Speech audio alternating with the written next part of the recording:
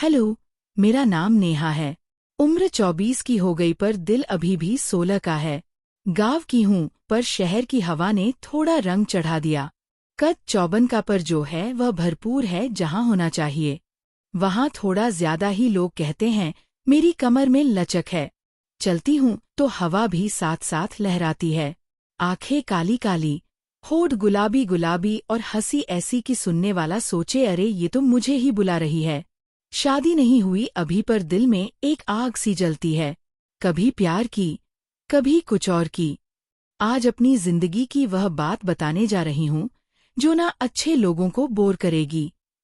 इसलिए हेडफोन लगा के सुनना, क्योंकि मैं अपना प्राइवेट बातें भी आपको बता रही हूँ। तो चलो शुरू करते हैं। यार हमारा गांव छोटा सा है पर खेतों की हरियाली ऐसी कि देखते ही मन भर जाए। घर पुराना है मिट्टी का पर मजबूत। पापा खेती करते हैं, मम्मी घर संभालती हैं और मैं तो बस अपनी दुनिया में खोई रहती हूँ।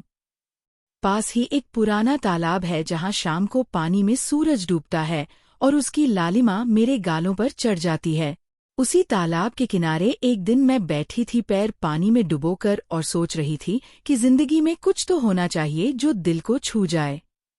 हवा चल रही थी, मेरे दुपट्टे को उड़ा रही थी और मैं उसे बार बार संभाल रही थी। तभी पीछे से आवाज आई, नेहा इतनी देर से यहाँ क्या कर रही हो? मम्मी बुला रही हैं। मुड़कर देखा तो हमारा पड़ोसी राजू भैया, उम्र 30 के करीब, कद लंबा, शरीर मजबूत। खेतों में काम करने से मांसपेशियां ऐसी कि देखकर मन कहे अरे ये तो पत्थर को भी तोड़ देगा। मैं हंसती बस थोड़ा सा सुकून ढूंढ रही थी। भैया आप यहाँ? वो पास आए, तालाब के किनारे बैठ गए और बोले मैं तो रोज आता हूँ। यहाँ की शांति कुछ और है। उनकी नज़र मेरे पैरों पर गई जो पानी में डूबे थे और फिर मेरे चेहरे पर। मैंने दुपट्टा ठीक किया पर हवा फिर उड़ा दिया। वो बोले नेहा तुम्हारी यह हवा से लड़ाई देखकर अच्छा लगता है। मैं शर्माई पर मन में कुछ गुदगुदाया। भैया आप भी ना मजाक करते हो। वो हंसे, मजाक नहीं, सच तुम में कुछ बात है जो खींचती है। हम दोनों वहीं बैठे रहे। सूरज डूबने लगा, पानी में लाल रंग फैल गया। राजू भैया ने अपनी शर्ट की आस्तीन ऊपर चढ़ाई और उनकी बाहों पर पसीने की बूंदें चमक रही थी। मैंने अनजाने में देख लिया और मन में सोचा अरे ये तो कितने मजबूत हैं। वो बोले नेहा तुम्हें पता है मैंने तुम्हें बचपन से देखा है। तुम हमेशा से ऐसी थी, थोड़ी शरारती, थोड़ी रहस्यमयी। मैंने पानी में पैर हिलाया, छींटे उड़े कुछ उनके ऊपर भी। वह हंसे अरे ये क्या, अब मुझे भी गीला कर दिया। मैंने माफी मांगी पर वह बोले कोई बात नहीं, थोड़ा सा गीला होना बुरा नहीं, कभी कभी ताजगी देता है। उनकी बात में कुछ था जो मन में घर कर गया। मैंने सोचा ये क्या कह रहे हैं, गीला होना ताजगी, पर मैंने हंसकर टाल दिया। फिर वह उठे और बोले चलो घर चलते हैं, अंधेरा हो रहा है। मैं भी उठी, दुपट्टा फिर ओढ़ा और इस बार वह आगे बढ़े। उसे पकड़ लिया, उनकी उंगलियां मेरे कंधे को छू गई। बस एक पल के लिए, पर उस पल में कुछ करंट सा दौड़ा। मैं रुक गई। वह भी नजरें मिली और वह बोले नेहा सावधान रहना, रास्ता फिसलन भरा है। मैंने हाँ कहा पर मन में सोचा फिसलन तो दिल में हो रही है। हम चल पड़े। रास्ते में वह मेरे साथ साथ चल रहे थे, कभी मेरी तरफ देखते कभी आगे। गांव की गलियां संकरी हैं, कभी कंधे रगड़ जाते हैं। एक बार ऐसा हुआ उनकी बाह मेरी कमर से छू गई और मैं सिहर गई। वो बोले सॉरी नेहा।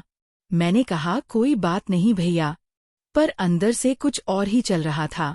घर पहुंचते पहुंचते रात हो गई। मम्मी ने पूछा कहाँ थी इतनी देर। मैंने कहा तालाब किनारे, राजू भैया चले गए अपने घर पर। उनकी बातें मन में घूमती रही। रात को बिस्तर पर लेटी तो नींद नहीं आई। उनकी मजबूत बाहें, उनकी हंसी, उनकी नजरें, सब याद आ रहा था। मैंने तकिया गले लगाया और सोचा क्या पता कल फिर मिले। सुबह हुई, मैं उठी, नहाई और तैयार हुई। आज मैंने लाल सूट पहना जो थोड़ा टाइट था, कमर को अच्छे से दिखाता था। मम्मी बोली नेहा आज कुछ ज्यादा ही सजद के। मैं हंसी, बस मन हुआ। दोपहर में मैं फिर तालाब किनारे गई। आज पानी ज्यादा ठंडा था। मैंने पैर डुबोए और इंतजार करने लगी। मन में था कि शायद राजू भैया फिर आए और आए। दूर से दिखे हाथ में एक डिब्बा था। पास आए, बोले नेहा ये लो, मम्मी ने बनाया है आलू के परांठे। मैं खुश हो गई। वाह भैया थैंक्स। हम बैठ गए, परांठे खाने लगे। उनकी उंगलियां मेरी उंगलियों से छू गई। जब परांठा तोड़ा, वो बोले नेहा तुम्हारे हाथ कितने नरम हैं। मैं शर्माई। भैया आप भी ना, वो हंसे। सच कह रहा हूँ। खेतों में काम करने से मेरे हाथ तो रुकड़े हो गए। मैंने उनके हाथ देखे, मजबूत पर कोमल भी। मैंने कहा नहीं भैया, आपके हाथ तो मजबूत हैं।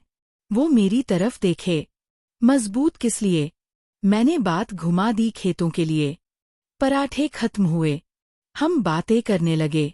वो बोले नेहा तुम्हें शादी का विचार नहीं आता। मैंने कहा आता है, पर सही लड़का चाहिए। वो बोले सही लड़का कैसा?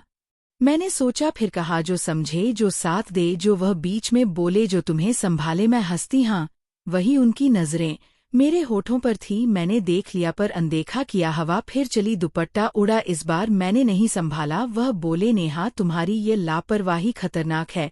मैंने कहा क्यों भैया? वह बोले क्योंकि कोई देख ले तो। मैंने पूछा तो क्या? वह रुक गए, फिर बोले कुछ नहीं। शाम होने लगी, हम उठे। आज रास्ते में वह मेरे और करीब चल रहे थे। एक जगह कीचड़ था, मैं फिसली और वह पकड़ लिया। उनकी बाहें मेरी कमर के चारों तरफ में उनके सीने से चिपक गई। एक पल के लिए दिल की धड़कन सुनाई दी, उनकी या मेरी पता नहीं। वह बोले नेहा संभल के। मैंने कहा थैंक्स भैया। पर छूटते वक्त उनकी उंगलियां मेरी कमर पर देर तक रही। घर पहुंचकर मैं